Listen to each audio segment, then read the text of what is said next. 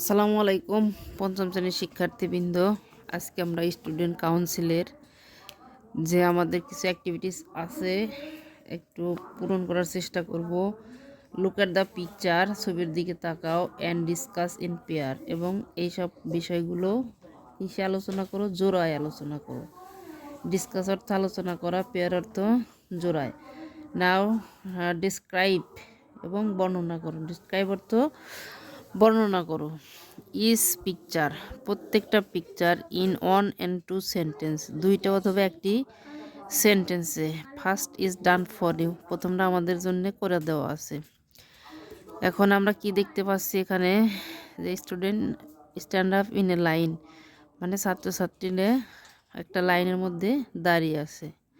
কি জন্য? তারা ভোট দেওয়ার জন্যে। সেই হিসেবে some students are standing in a line, they are ready to vote in the student council election, তারা স্টুডেন্ট কাউন্সিল নির্বাচনে ভোট দেওয়ার জন্যে প্রস্তুত। তারপরে 2 নম্বর পিকচারে কি বলছে? যে কিছু ছাত্রছাত্রী ব্যালট বক্সে মানে ব্যালট পেপার ফেলছে।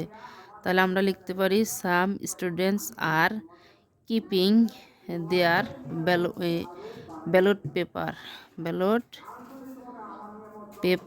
In the ballot box. এখানে আর দরকার নাই আর লেখার, একটা লিখলেও চলবে। 3 নম্বরে সেন্টেন্সে কি বলছে?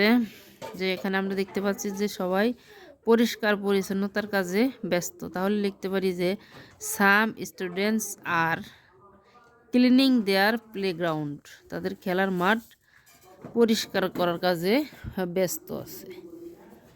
যদিও লেখাটি ভালো হয়নি, তাহলে আমরা একটু বুঝে নেব আর কি।